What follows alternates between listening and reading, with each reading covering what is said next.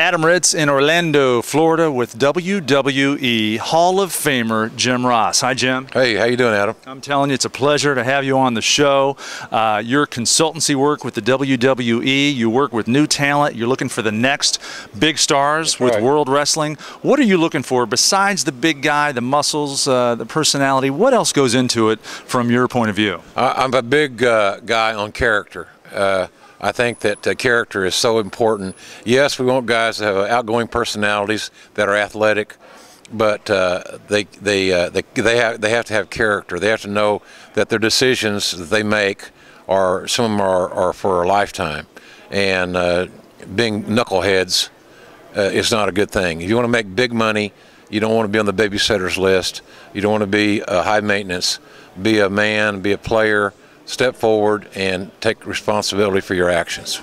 And it's totally different now with the social media, Twitter, Facebook. I mean, growing up, I'm sure when you were a young man, you might have made a few decisions that nobody knew about. Now, everything these guys do is traced and trackable online. Well, you know, the people that grew up my generation had an advantage because we were off the radar. And yes, I did plenty of things that I'm not too happy about, that I'm not going to run and tell my grandchildren that what Grandpa did back in the day. But we're not back in the day anymore. We're in this day. And in this day, you're tracked. Your DNA is viral in a heartbeat. So if you're stupid and you tweet when you're angry, or you're emotional, or you're impaired for whatever reason, be ready to pay the consequences and make good decisions in a day in and day out basis. It's simply a fact of just do right. Use your brain and do right, and don't be the knucklehead that somebody's got to be. You're the high maintenance baby, because no one is so good that management will put up with them forever, making sure that they keep them out of trouble. Somewhere along the way, you cease being good enough.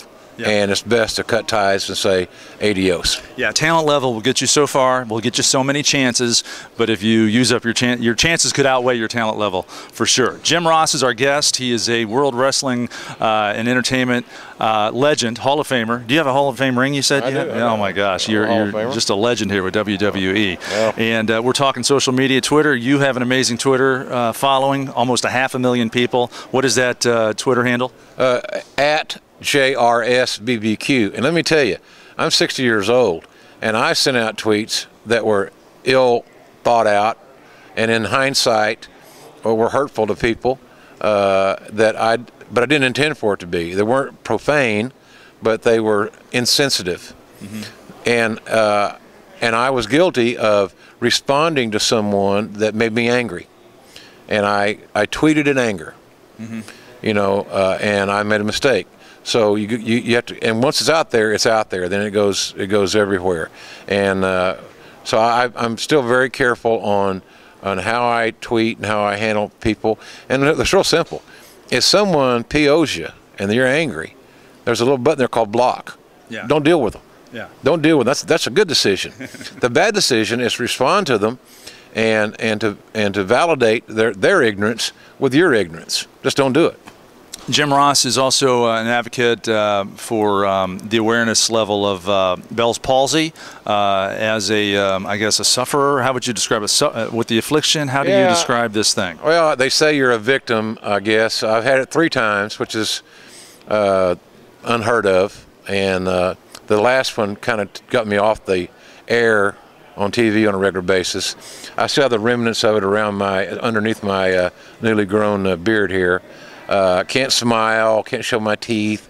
I think people think that I'm always PO'd and angry. I'm not. I'm very happy, but I'm trying to create some awareness for Bell's palsy. A lot of people are getting it. They tweet me. I give them encouragement and some things to watch for. But you know, when you first get it, you think, man, I'm having a stroke. Your face sags. You're paralyzed on one side of your face. I had to tape my eyes shut to sleep. Your hearing sensitive, your tongue goes numb, your speech is slurred, and for someone that is on the air, and I never was exactly the matinee idol to start with, and then you get a couple of 3 bouts of Bell's palsy, it doesn't do you any favors. But I've always looked at it as it was part of my journey. That's one of the cards that was dealt to me in this hand of life, so to speak. And as you and I were talking, I'm a big Oklahoma football fan, and I on the sideline for all their games. And when I walk by the handicap section and I see people, young and old, sitting in a wheelchair in the handicap section, I know that more than likely, unfortunately, they're never going to get out of those chairs. And I'm walking by.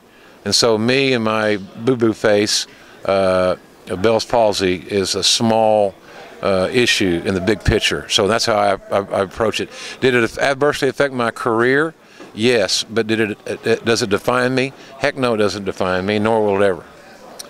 It's an inspiration, Jim Ross, WWE Hall of Famer. Follow him on Twitter at JRSBBQ. And you still work with the WWE as a consultant with talent development. We wish you the best of luck. And I got to tell you, I'm honored to have you on the show. Thank you, sir. Thank you very much. And again, you know, if you want to be a great athlete, you want to be successful in whatever you're going to do, don't be the knucklehead that the management's got to babysit from day in and day out. You're not that good.